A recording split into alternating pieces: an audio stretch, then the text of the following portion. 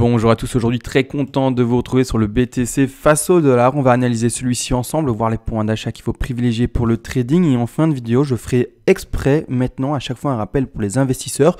Comment se comporter, et n'oubliez pas, un investisseur ce n'est pas un trader. Un trader c'est quoi? C'est quelqu'un qui joue avec des TP, donc c'est-à-dire des take profit partiel, un stop loss, un point d'entrée, des scénarios invalidants, etc. Alors qu'un investisseur il va acheter par palier souvent et pour du très très long terme, alors qu'un trader ça se joue parfois même en minutes, en quart d'heure, en horaire, voire même parfois en daily, en weekly, peu importe. C'est quelqu'un qui fait des mouvements rapides avec encore une fois des échanges qui lui proposent des outils. D'accord? Donc clairement il faut le comprendre, différence entre trader et investisseur. Et en fin de vidéo, comme d'habitude, je ferai un petit mot pour les investisseurs. On commence tout de suite avec les traders.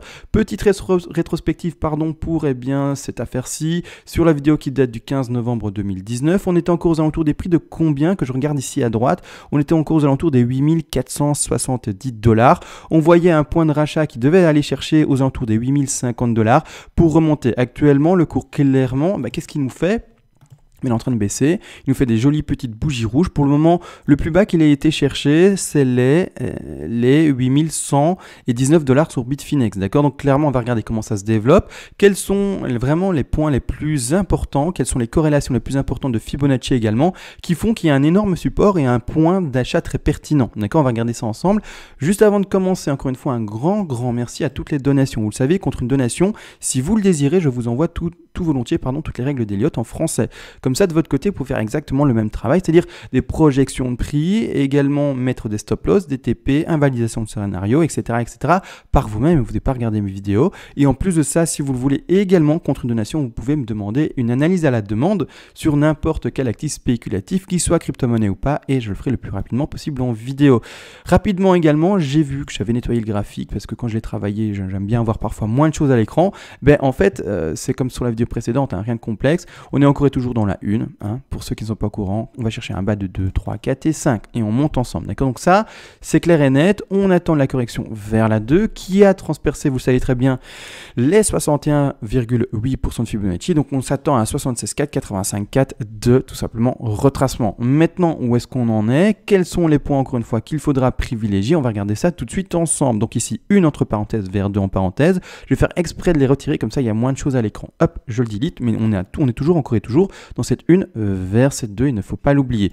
Les objectifs, je vais quand même vite les mettre avec tous les Fibonacci. Après, je mettrai tous les autres Fibonacci. On aura au moins 3 à placer pour la WXY, la soude ABC, etc.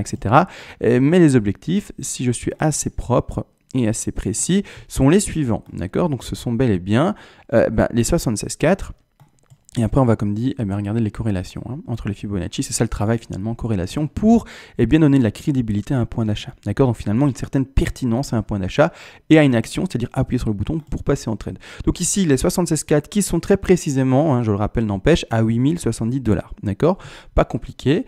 Et les, par après, 85,4 qui sont légèrement plus bas et qui se situent ceci plus précisément également à 7797 $. Encore une fois, une petite zone sur Bitfinex et sur les autres échanges, on n'a pas forcément le même cours, c'est-à-dire les mêmes prix. D'accord? Donc le travail, vous devez le faire sur le graphique que vous travaillez pour avoir des prix qui sont plus propres et plus corrects par rapport à vos propres plans de trading sur votre échange propre.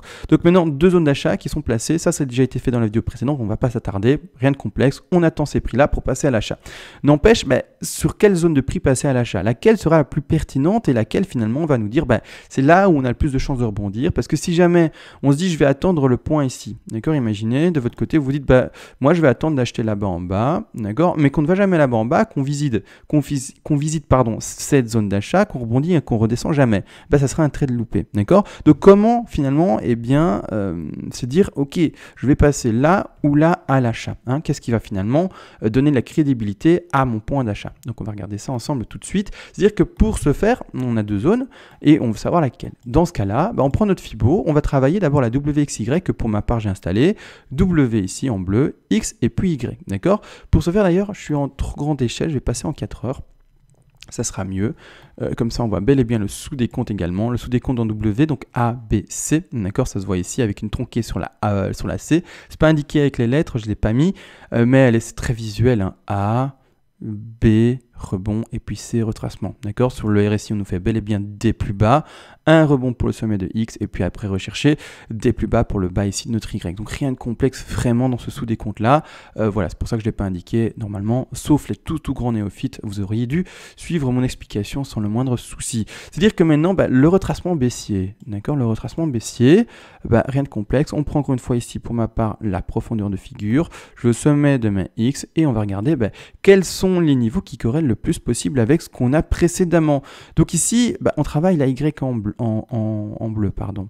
On a les objectifs qui nous attendent ici de 100%, de 123 et de 161,8% de Fibonacci. C'est-à-dire que ce qui nous importe, c'est cette ligne grise ici, d'accord? Cette ligne grise, ce sont les 100% de Fibonacci. Donc, on met un petit rectangle ici pour les objectifs de la Y, d'accord? Ce rectangle-là corrèle pour le moment très proprement avec cette zone-là, d'accord? Vous voyez ici, les 100%, ils sont là, ils sont un peu cachés par la ligne blanche qui se retrouve là, mais voilà, donc je vais d'ailleurs la retirer, comme ça on la voit moins. Donc, je suis bel et bien sur la ligne blanche, je la retire, hop, d'accord? Donc, les 100%, c'est le chiffre 1 ici en gris, d'accord? Donc, ici, on a une très belle zone de corrélation d'achat ici, d'accord? Donc, ici, hop, on place une zone d'achat qui corrèle très proprement ici, d'accord? Donc c'est-à-dire ici très précisément au 8052 $ pour le bas de la Y. Par après, on a notre autre zone là en dessous, mais est-ce que le bas de notre Y, les objectifs d'Y corrèlent? On va regarder ça ensemble. Est-ce qu'ils corrèlent proprement, d'accord? Pour le moment non. L'objectif ce sont les 123, d'accord? Ils corrèlent, ils sont légèrement en dessous, ils corrèlent pas. Alors qu'ici ça corrèle très proprement, d'accord? Donc ici, c'est pour ça qu'on peut trouver une zone d'achat ici, mais elle n'est pas propre, elle n'est pas plus, comment dire, convaincante dans sa position d'achat, d'accord? Donc c'est pour ça que on trouve vraiment ces zones où il y a le plus de corrélation possible. Donc ici, on peut retenir cette zone d'achat, d'accord, ici, mais elle n'est pas aussi propre que la première ici, qui se retrouve plus précisément au 8050, 8070 $, d'accord? Donc ici, je vais le retirer juste pour montrer que vraiment ici, on a deux corrélations et qu'on appuie notre position d'achat ici, d'accord? Maintenant, encore une fois, on va trouver d'autres Fibonacci pour, encore une fois, affirmer et donner plus de conviction à notre sous-décompte pour trouver bien également ce point d'achat à coordonner, d'accord? Donc ici, clairement, on va travailler quoi? Maintenant, on va travailler la X vers la Y avec le sous-décompte qui est indiqué ici en ABC. D'accord, vous le savez, une X vers une Y est souvent sous-décomptée en ABC zigzag, en flat ou également en ABCDE en triangle. D'accord, n'oubliez pas, 5 vagues dans une Y, mais qui se fait seulement en triangle, c'est-à-dire en ABCDE, pas d'impulsif classique, pas d'impulsif, pas d'ending diagonale ou quoi que ce soit. D'accord, que ce que j'ai indiqué, ABC zigzag, flat ou ABCDE en triangle. Donc c'est-à-dire que maintenant, on va faire le même travail, sauf que ça va concerner la A, B et la C. D'accord, pour se faire Fibo de placer, on va au bas de notre A, on va au haut de notre B et on regarde également les objectifs qui corrèlent. Qu'est-ce qui corrèle actuellement? Ce sont les objectifs qu'il faut regarder premièrement, ce sont les 123 et les 161,8% de Fibonacci. Qu'est-ce qui corrèle? Encore une fois, là, les 123, d'accord? Les 100 ils sont percés, on ne doit plus faire attention. Tout ce qui est en haut, les objectifs précédents, on ne fait pas attention, on les a percés, c'est fini. Et pour terminer, le dernier objectif des 161,8. Qu'est-ce qui corrèle encore une fois fortement, très proprement? Ce sont ici les 123 qui sont ceux-ci à 8064 $. Donc vous voyez, ça corrèle très fortement, très grosse zone finalement de support ici. Donc encore une fois, je vais également l'indiquer à droite pour montrer qu'il y a 3 zones de corrélation vraiment ici. Donc vraiment un gros plancher, gros niveau de support. Est-ce que ça veut dire qu'on ne peut pas aller plus bas? Bien sûr que non, d'accord?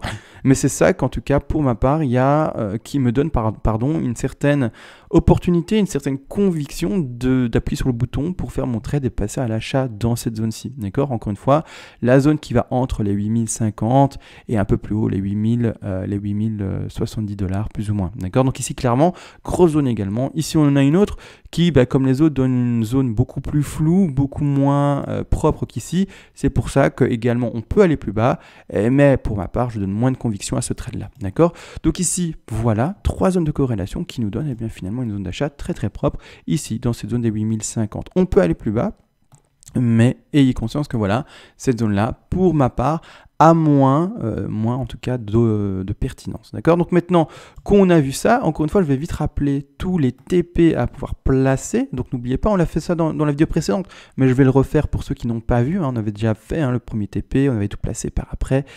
Donc ici, d'accord, les TP placés, etc. Mais on va le refaire maintenant en vidéo très rapidement avec nos points d'achat ici qui sont maintenant posé avec plus de conviction. D'accord? Donc maintenant, c'est pas très complexe. On est encore et toujours dans cette très grande 1, 2, 3 qui monte. Je vois un petit bug ici. J'ai retiré en fait ma 1, 2, 3. Bon, c'est pas grave. Mais à 1, 2, 3, 4, 5 qui monte, c'est-à-dire que je vais prendre mon Fibo, rien de complexe. comme suit. Je vais au sommet de ma grande 1, qui n'est pas indiquée, mais c'est pas grave, hein, je pense que à force de me suivre, vous savez de quoi je parle. Je vais au bas, ici, hein, je vais avec mon Fibo à 8040, 8050, 8060, on va pas chipoter à quelques dollars près, d'accord? Et maintenant, on va monter. N'oubliez pas également, je sais pas si je l'ai dit, mais votre stop loss, mettez-le et essayez d'englober également la zone d'achat qui se retrouve un peu plus bas. Donc, essayez d'englober la zone d'achat qui se retrouve ici un peu plus bas, donc des 85,4, d'accord? Donc, essayez de faire en sorte que votre stop loss, hein, il aille là-bas, hein. D'accord, qu'on puisse au moins couvrir les 7700, 7600 dollars, d'accord, là-bas en dessous, pour si jamais on devait aller gratter là-bas en dessous et ne pas refaire des plus bas. Comme ça, on ne se fait pas sortir du marché d'office, d'accord. L'objectif, encore une fois, je le rappelle, c'est d'assurer son trade. Donc, durant l'objectif haussier, hein, donc, du coup, durant la phase où on va monter avec le cours, n'oubliez pas de, premièrement, avant de placer tous les autres take profit partiels, votre stop loss, ça, ok. Quand le cours il va monter, s'il monte, encore une fois, on n'a pas de boule de cristal, c'est important de le comprendre. Donc si le cours il monte bien, et que ça va vers le haut, et qu'on est très content de ça et qu'il ne descend jamais. Votre stop loss, premièrement, montez-le légèrement. Alors, j'insiste sur le fait de le monter légèrement, d'accord? C'est-à-dire, montez-le au-dessus de votre point d'entrée. Donc, si vous êtes rentré ici précisément à 7064 dollars, pour exemple, montez-le légèrement à 7124, pour exemple également. C'est-à-dire vraiment légèrement au-dessus. Comme ça, si jamais le cours, il ne devait pas monter et être si optimiste que ça, mais qu'il devait monter légèrement et puis boum, cracher et aller vraiment plus bas, eh bien là, vous serez sécurisé sur vos frais et vous n'auriez pas de perte potentielle. En plus de ça, pour envoyer encore plus finalement de côté défensif dans votre stratégie, vous pouvez mettre et vous devez même, hein, c'est pas que vous devez, vous faites comme vous voulez, mais pour être, sécurisé dans sa position, prendre un take profit de sécurité. C'est-à-dire que prendre clairement, hein, vous passez à l'achat ici, c'est pour ça que les rectangles sont verts, clairement un take profit tout à fait finalement intermédiaire que vous pourrez placer à 38,2, un peu plus haut si vous voulez, peu importe, mais qui permettra également de couvrir vos frais, hein, d'accord, de position et votre stop loss si jamais vous n'avez pas eu le temps de le bouger ou que sais-je comme imprévu, d'accord. Donc c'est vraiment très très important de le comprendre. Donc ici, TP de sécurité, vous vendez 20, 25, 30%, peu importe, tant que vous vous dites ok, une fois que j'ai vendu un peu de mon bag, je peux laisser courir le trade, je n'aurai plus peur parce que de toute façon si on baisse, j'ai déjà vendu un peu, j'ai monté mon stop loss, je ne vais pas avoir de perte potentielle possible, d'accord. Et maintenant, je laisse et j'observe le cours. Je le laisse ouvert et je vois où est-ce qu'il va. Et s'il monte, tant mieux. S'il monte pas, tant pis, mais je ne serai pas perdant, d'accord. Je ne serai pas perdant, c'est-à-dire que j'aurais fait une perte zéro, d'accord. C'est ça qui est important de comprendre, voire même un petit bénéfice dans le meilleur des cas. Maintenant, donc TP de sécurité placé. Vous le mettez où vous voulez finalement. Dès que vous sentez que c'est bon et que ça vous convient. Là maintenant, encore une fois, à vous de voir comment vous voulez le placer. Avant une grosse résistance horizontale, avant une résistance oblique, sur un support, peu importe, ça c'est vraiment à vous de voir pour le TP de sécurité. N'empêche, on a un objectif principal à donner, d'accord, qui est un très long trade, il faut le comprendre, qui se retrouve ici en haut, d'accord, objectif de vente, encore une fois, vous achetez là-bas en dessous et vous déchargez de vos positions petit à petit pour les traders. Investisseurs, encore une fois, c'est pas pour vous que je parle actuellement, d'accord, on parle ici en take profit partiel. Objectif ici numéro 1 principal, ici c'est l'objectif 0.5, d'accord, 0.5. Ici, l'objectif 1, c'est-à-dire aller chercher le prix qui va ici au 161,8% de Fibonacci, aller chercher le prix des 13 150 dollars, TP1. D'accord? Ça représente le sommet de la 3 potentielle la plus faible. Donc pour le dessiner, hop, sans aimant, comme ça je le place assez rapidement. On va chercher un sommet de 1, on va chercher un bas de 2, d'accord? Un sommet de 3, le plus faible potentiel, un bas de 4 et après un 5. Ce qu'on va jouer ensemble, c'est surtout, d'accord, vous pouvez jouer une grosse 3, mais alors ce sera vraiment des TP qui sont beaucoup plus espacés dans le temps, et pas dans le temps, mais plutôt en termes de prix. Maintenant, encore une fois, à vous de voir, on prendra le temps de surtout sous-décompter ça et voir comment faire et après comment réadapter ses objectifs s'il faut le faire. Mais maintenant, avec à mon sens plusieurs semaines, voire même plusieurs mois à l'avance, je préfère parler d'une faible 3 avant de vraiment spéculer sur quelque chose de plus fort. S'il y avait quelque chose de plus fort qui devait se dessiner à l'écran, on aura le temps de se réadapter et de replacer nos objectifs, d'accord? Et surtout nos TP. Objectifs, c'est les TP, les take profit partiels. Mais actuellement, là, on prend d'office un TP, ici comme dit, à 13 152 dollars, 13 150, 13 160, encore une fois, à vous de voir par rapport à votre échange, d'accord? Après, retracement de 4 et enfin la dernière 5. Ça avait déjà été fait. Je vais vite le refaire en quelques secondes, donc je ne vais pas m'attarder trop dessus, mais il faut comprendre que voilà, c'est un travail qui peut être fait de manière répétitive.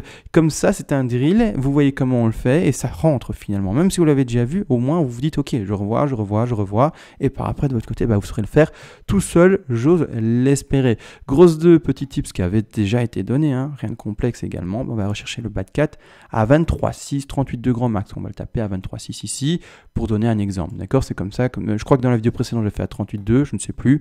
Peu importe, l'objectif ici, c'est vraiment de montrer finalement différents scénarios et différentes manières de placer son TP par rapport au scénario placé et vécu.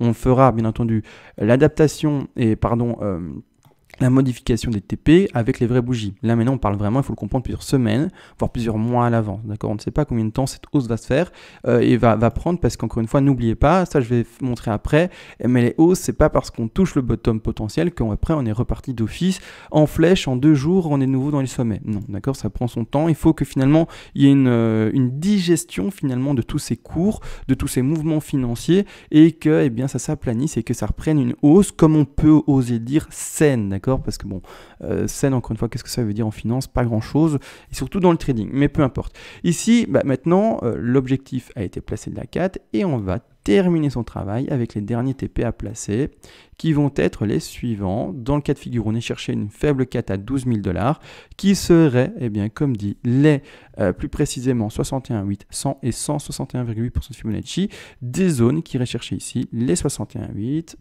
rien de complexe, vous voyez, les 100, et pour terminer les 161,8 dans le cas où, n'oubliez pas, on a une faible 3. Si jamais on devait lire quelque chose de plus puissant, on modifiera ça plus tard et on aura le temps de le faire sur notre plan de trading. D'accord, ça c'est pas compliqué.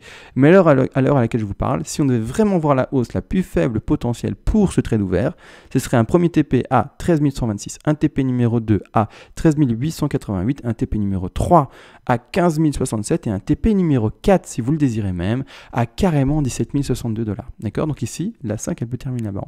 D'accord, donc voilà, là on a tout vu pour les traders, on a tout vu. J'insiste également sur le fait finalement que c'est important, la hausse se fera pas en un jour. D'accord, elle peut se faire en un jour, mais la plupart du temps c'est pas le cas. Alors est-ce que j'arrive à reprendre ici mon affaire? Voilà, super, la plupart du temps c'est pas le cas. On va repasser en daily du coup pour le montrer. Je crois qu'en daily ça sera suffisant, mais ici par exemple la hausse, d'accord, ne s'est pas faite en un jour, d'accord. Donc ici, on a notre moment de congestion, de digestion, si on veut, finalement, du cours, vraiment un moment de stagnation, d'accord, un moment dans lequel le cours, je vais agrandir ça, il se retrouve bloqué, carrément bloqué, coincé dans une zone de range, d'accord. Boum, et puis boum, on descend, jusqu'à s'en extraire. Mais voilà, là actuellement, par rapport à ce qu'on peut lire, on est ici. Alors, si on était dans le même cas de figure exactement, on est là. D'accord, et il nous faut encore un mouvement de congestion avant d'en sortir. Vous voyez bien, on ne monte pas d'un coup, même si c'est vrai que là c'est assez impressionnant, mais on ne monte pas d'un coup, d'accord, on corrige, puis après on fluctue légèrement et on monte par après gros bull run que vous avez connu, et pourquoi pas ça se refaire, mais là actuellement, voilà, on est en daily, il a fallu, si on prend ici un outil qui peut exprimer les jours, il nous a fallu, avant de s'extraire de ceci, 54 jours. Donc près de 2 mois pour en sortir. C'est pour ça. Donc c'est pour ça que je vous dis, on a peut-être encore 1 mois, 2 mois, 3 mois dans cette espèce de range qu'on connaît actuellement par rapport finalement au graphique ici. D'accord? Donc ici, on a peut-être encore 1 mois, 2 mois, 3 mois, qui sait, avant de s'en extraire réellement. D'accord? Donc ici, là, 2 là, et boum, boum, boum, avant de vraiment s'en extraire. Et vraiment retrouver finalement les prix haussiers qu'on a pu donner durant cette vidéo aussi. D'accord, donc c'est important de le comprendre. Ça a été dit et ça a été fait. Voilà, donc là, tous les traders, je pense que j'ai tout dit pour vous. On passe aux investisseurs. N'oubliez pas, investisseurs, il y a plusieurs styles d'investisseurs. D'accord, c'est très très important à comprendre. Et il faut savoir qui vous êtes. Là, je fais encore une fois du bashing, c'est-à-dire que je rappelle et je répète, comme ça, ça rentre. D'accord, c'est important. D'accord, les nouveaux, vous êtes sur quelque chose de nouveau peut-être pour vous apprenez, et les anciens, au moins vous apprenez. Et vous ne pouvez pas dire je ne savais pas, d'accord. Il y a plusieurs styles d'investisseurs, encore une fois. Il y a l'investisseur qui veut essayer d'acheter le bottom, l'investisseur qui veut lui acheter uniquement quand il a des réelles confirmations de marché haussier, et il y a un investisseur qui lui va acheter par palier en essayant également d'acheter le bottom, d'accord. Donc ici il faut comprendre une chose, les investisseurs, ceux qui partent là-dedans dans les toutes grandes vagues, D'accord, donc ici qui monte, et donc ça je vais le mettre en retrait carrément, je vais le mettre en minuscule carrément, comme ça se voit moins. Ceux qui montent dans vraiment les toutes grandes vagues, ceux qui veulent acheter pour du très long terme, de l'investissement comme on veut vraiment l'appeler. Investissement c'est 2 ans, 4 ans, 6 ans, 10 ans, que sais-je, peu importe. Ou également investissement en termes de rentabilité, ça existe également. Hein. C'est même d'ailleurs l'investissement le plus intéressant, c'est en termes de rentabilité, se dire je veux faire X%, une fois que je les ai, je vends et je suis content de ça. Ou alors également attendre sur le temps, peu importe, encore une fois c'est comme vous voulez. De votre côté.